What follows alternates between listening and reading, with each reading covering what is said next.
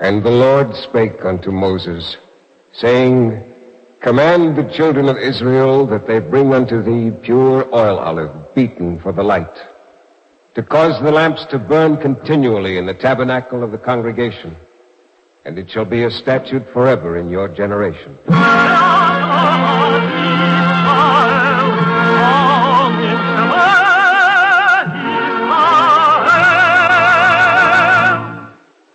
The Eternal Light.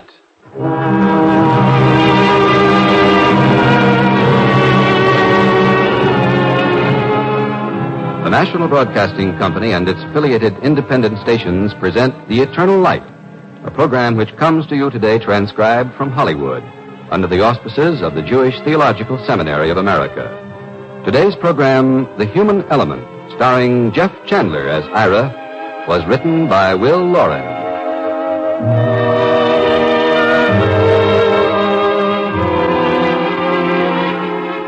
It seems there's a connecting link between sympathy and passion, between form and failing, between action and ambition. Of course, it's the human element. Everybody knows that. Well, not quite everybody. I didn't at first, and by the time I found out, well, this is my story.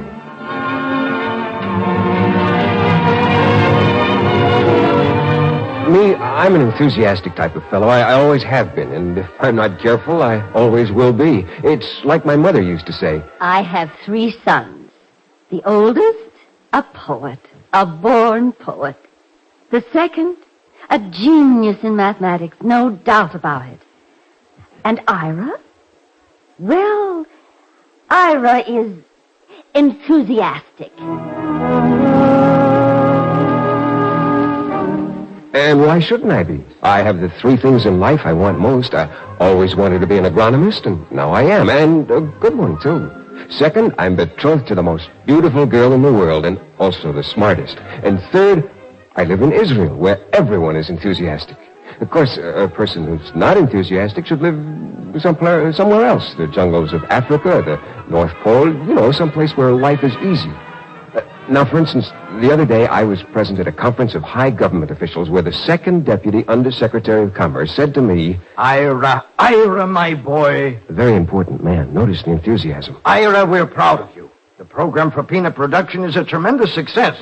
I don't have to tell you what this means for our export situation. And the second deputy undersecretary of agriculture said, My boy. An even more important man. He's my boss. We in agriculture are doubly proud of you. After all, we conceived this program, so naturally we're pleased with its success. However, I must remind the gentleman from Commerce that we're more concerned with home consumption than export. And furthermore... I beg your pardon. Let me explain to you the rudiments of balance of trade. Well, evidently I have to explain something to you.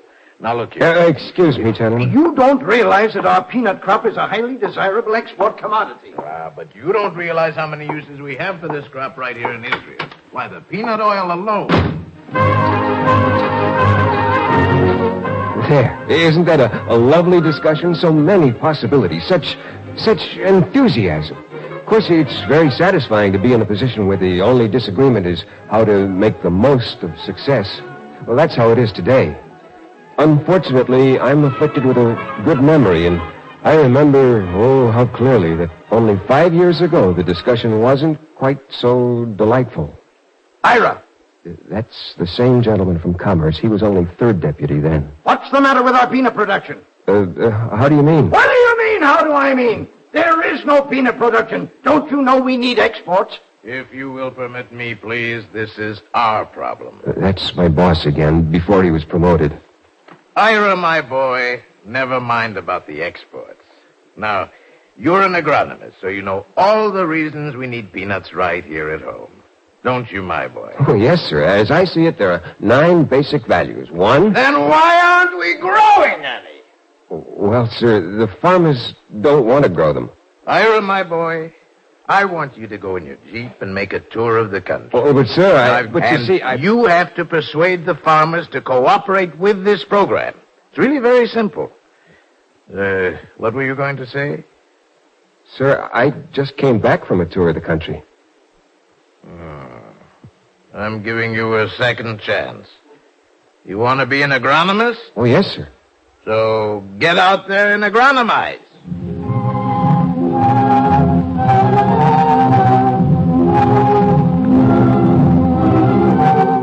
I must confess, at that point, I was feeling just a little less enthusiastic than usual. In fact, I was discouraged.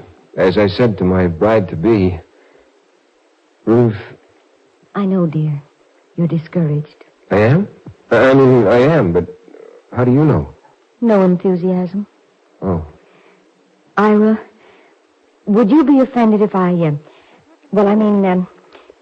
may I offer you some advice? Why should you be an exception? Well, you know I think you're the most wonderful person in the world. And certainly the smartest man in the agriculture department. Oh, my boss thinks not so highly. Well, it seems to me you've gone about this the wrong way. Oh, Ruth, dear, you're very sweet to try to help me, but really, you don't know the problems, and I do. I had in mind people. Please, no psychology. Well, all right.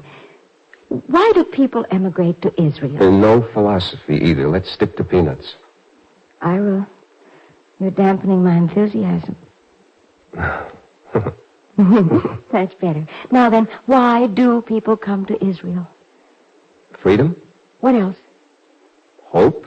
Well, there's another, a very big reason. To be individuals. So? Well, it seems to me you've gone about your job thinking that facts alone would be convincing. The facts are convincing if only people would pay attention. Well, they will pay attention if you'll bear in mind that each person is an individual. And they must be approached differently. Well, I get so carried away by the possibilities of peanuts as a crop that I just get carried away, I guess. Can I help it? I'm an enthusiast. I'm glad you said that. Now, do you know how the dictionary defines an enthusiast? You mean where you have a bookmark already? It says, the term sometimes implies a subordination of judgment to enthusiasm. Ira, the human element. Although we all do have the same hopes for our country, even in Israel, there are no two people alike. Even in Israel. Especially in Israel.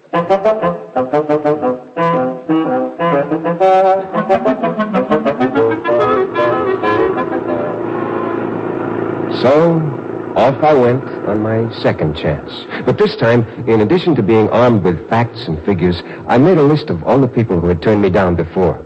At Ruth's suggestion, next to each name, I put down what I remembered about them. Their personal likes and dislikes, their backgrounds, their interests. And whenever I had a few minutes, I read a little bit in the book Ruth gave me as a good luck gift. What book? That's right, the one by Dale Carnegie, Hebrew translation.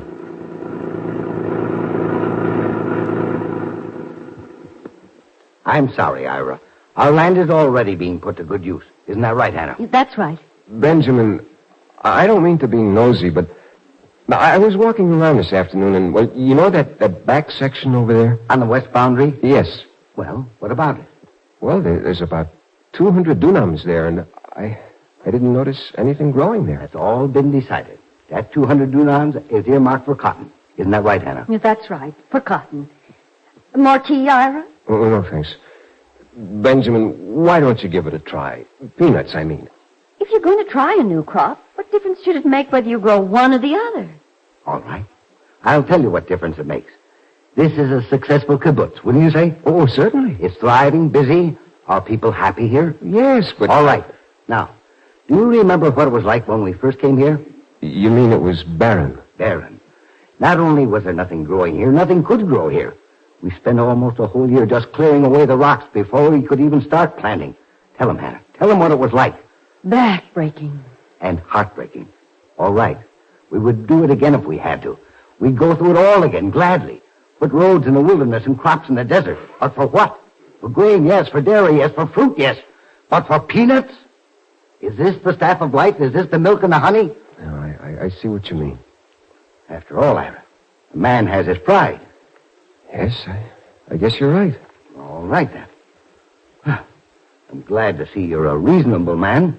Have some more tea. No, thanks. You're You're right, Benjamin. A man has his pride. Of course. Unfortunately, that's only half the problem. What's the other half? A woman's pride. What have women got to do with it? Well, oddly enough, for a woman, peanuts could mean more than milk and honey. Ira, the discussion is closed. I don't want to hear any more about your... Excuse me.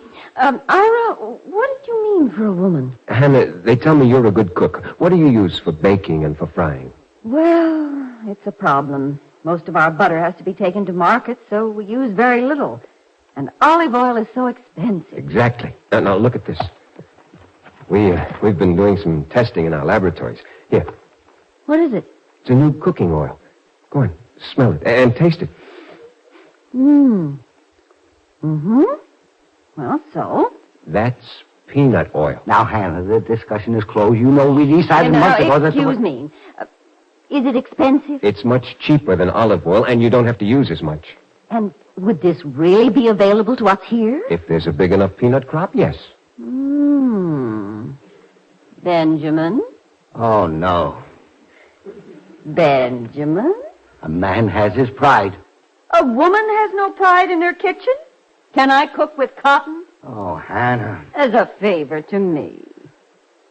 Ira, you're a scoundrel. A year from today, you'll thank me. Hannah, would you like to keep that bottle? Can you spare it? It's yours, with love and kisses from the Department of Agriculture.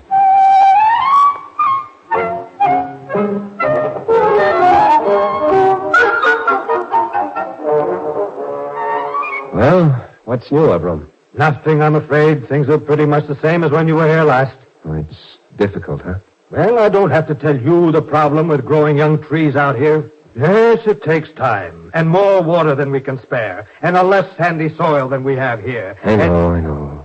But I don't blame you for trying. After all, growing trees, that's really something special. That's it exactly. I grew up in a city, and, well, there were some trees there, of course, one here, one there, but all my life I had an image, row after row of trees as far as the eye could see. Oh, it's a beautiful picture. Isn't it? You know, in the old days, whenever I had trouble sleeping, I would lie in bed, close my eyes, and concentrate. Pretty soon, would you believe it? Pretty soon I could just hear that lovely sound. Trees rustling at night. And that would put me to sleep. Would you believe it? I believe it. And now look. 3 years we've been working at it, and look at those scrawny things. Ah, my orchard. But you're doing fine, Avram. In another few years... Another few years. Well, that's one thing that must be said about peanuts. You see results in one season. All the things that work against trees here, the soil, the lack of water, it doesn't matter with peanuts. You could have a fully grown crop, a valuable crop in one season. Really? And the government will take all you can grow at a good price. In one season? That's right. Say, you know something? What? I just left Beth Shan. There's a settlement there, one of the older ones, of course, and they're planning some crop changes. They want to sell off some of their young trees for transplanting. They have more than they need. How young? Oh, on the average, they're 3-4 years older than yours. And next year, they'll still be young enough to be transplanted successfully. Oh, it would be wonderful to see results sooner, but I don't see how we could manage it. Avram, you could earn enough from a peanut crop here the very first year to buy maybe 50 trees. You think so? I do. We'll do it. Good.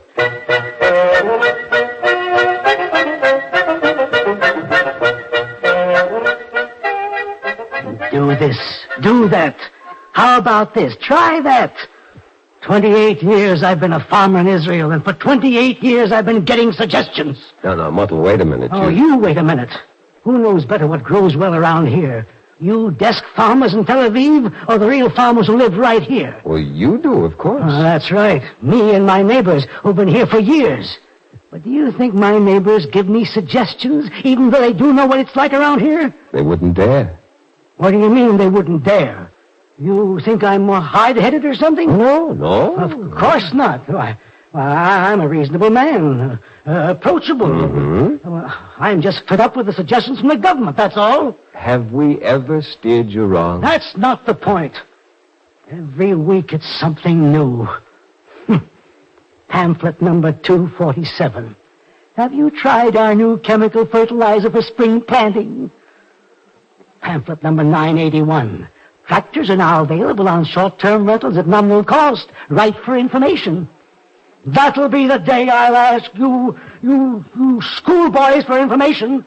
And now, peanuts! You don't like the idea? No! Uh-huh.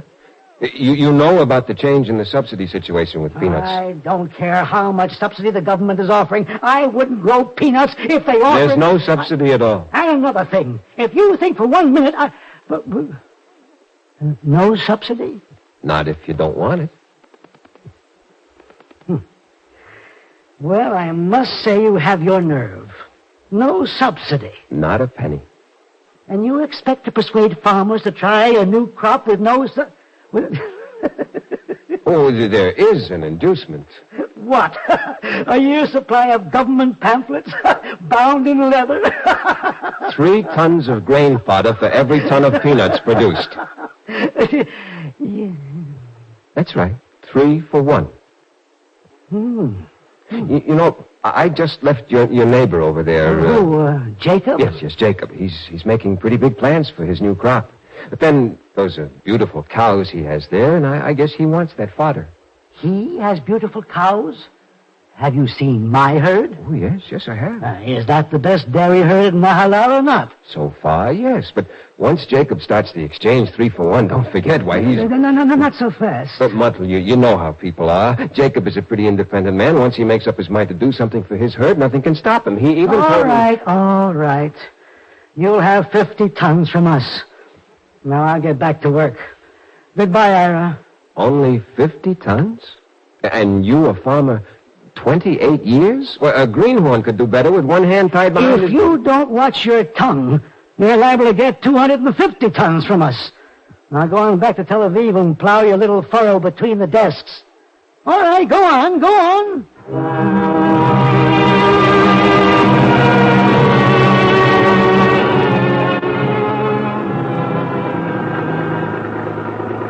But I wasn't quite ready to go back to my desk. Not for another month, in fact. Just now I was on my way to one of the newer kibbutzim between Be'eri and Kesufim. I had a double reason for coming back here. For one thing, this was one of the few collectives that had agreed to plant peanuts on my first trip around. By this time, they would already have finished harvesting, and I wanted to see how they made out. For another, I wanted to see my old school friend, David, who lives there. David isn't a farmer at all. He's the settlement's safety officer. And it's quite a responsible post he has. You see, this particular settlement is just 1 mile from the Gaza Strip.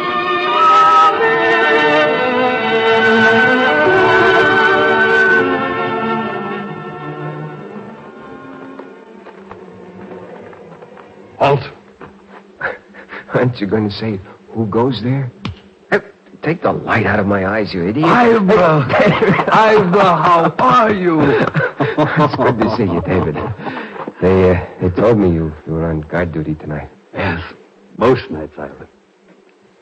Well, what brings you out our way? Well, the peanut crop, of course. Let's go up on that ridge. We can sit down there for a few minutes anyway. Oh, fine.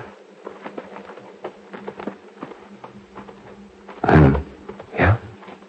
About that business last year. Oh, that's what I want to talk to you about. Do you still feel the same way? No, I was wrong. When you were here last year and the question of the new crop was being discussed, I'm afraid my arguments against it were rather childish. Oh, not childish, a little romantic, perhaps. To tell you the truth, I was never quite sure if you were serious or if you were kidding me. You mean when I protested against risking my life for peanuts? Yeah. Believe me, Ira, I half meant it. There's something about the idea that just rubbed me the wrong way. Well, naturally.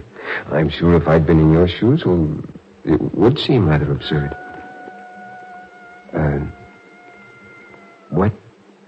What made you change your mind? You remember what you said about this crop giving work to new immigrants? To inexperienced immigrants? Yeah. A month after you left, Ira, we got over 400 new people. Oh. I've seen this happen before.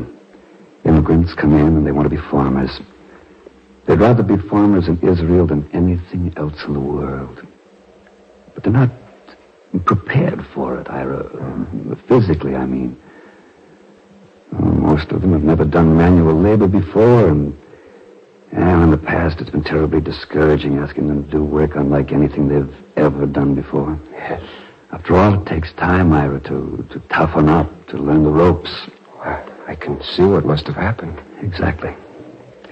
Here was a crop that had to be worked by hand. The work was certainly essential, still it wasn't so backbreaking as to discourage a raw farmer with blisters on his hands. Now they're used to working outdoors, and they're used to working with their hands. It's wonderful. You know, Ira, the day the harvest was finished, old Aaron, bless him, proposed a toast to the new farmers. We're proud of you, he said. Israel is proud of you. Oh, Ira, you should have seen their faces. I'll take a look around. You'll be here for a while? Overnight. I'll see you at breakfast. Certainly. It'll be breakfast for you, but supper for me. All right. How do I get back? Over here? Yeah, that's right. Keep bearing left. Ira, that's the path for very important people. Oh? Well, all of a sudden I'm a VIP? We think so. Good night, Ira. Good night, David.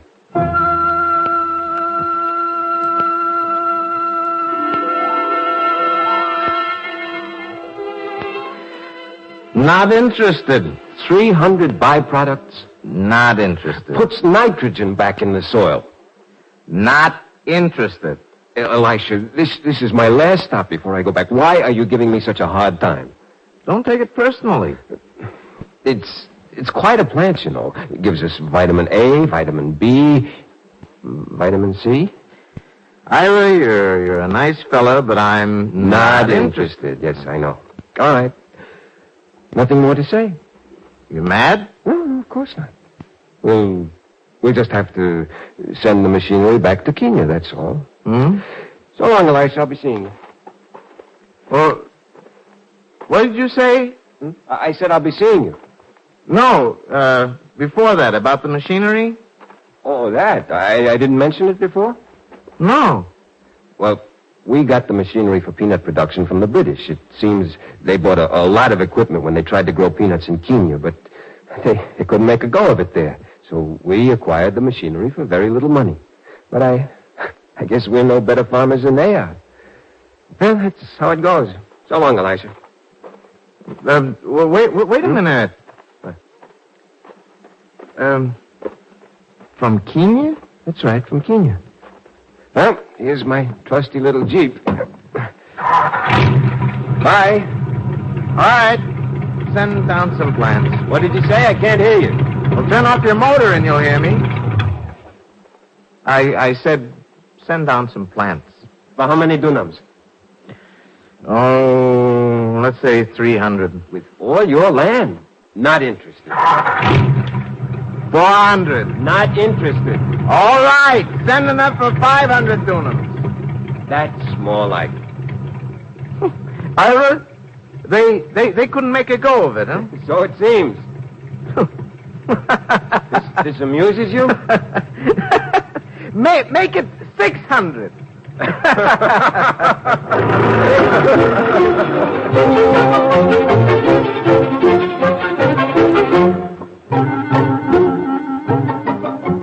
Well, that's the way of the world. Or at least that's the way with a new crop in Israel. Oh, I've learned a lot these past few years. Facts and figures are important, but the human element? As I said to my wife only the other day, Ruth. Yes, dear? You know the dictionary definition of the word human? I see you already have a bookmark there, so go ahead. It says, frequently connoted the common sympathies, passions, or failings of men. Their forms, actions, ambitions. Well? Oh, nothing. I just thought you'd like to know. That's the way of the world.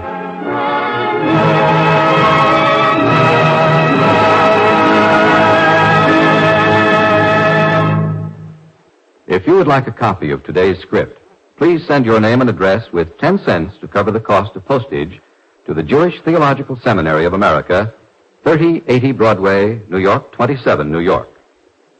And now we take great pleasure in presenting Mr. Charles Crown, officer of the University of Judaism in Los Angeles. Mr. Crown. As Ira says in the play, facts and figures are important, but the human element, that is really important. In the young democracy of Israel, all these statistics would not mean much if the people had not always been ready to do the impossible, and if unstinting help had not come from American Jewry through the United Jewish Appeal.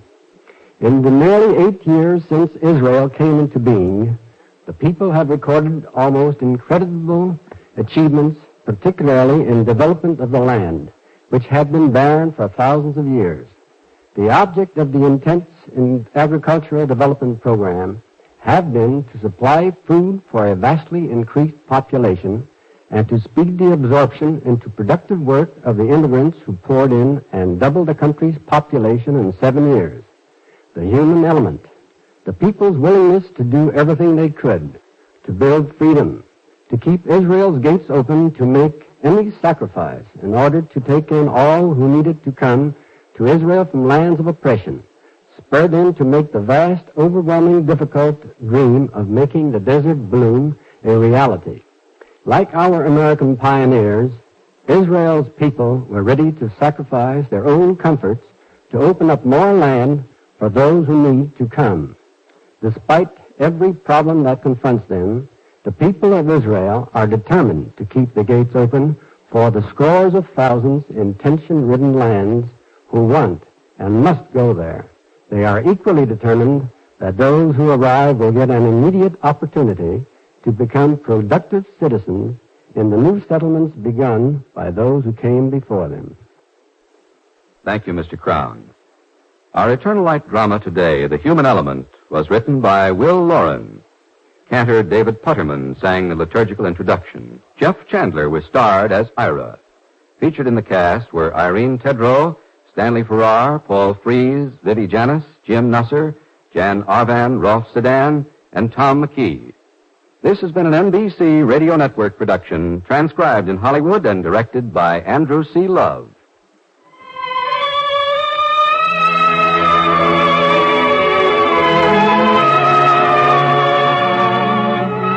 This weekly program is presented under the auspices of the Jewish Theological Seminary of America.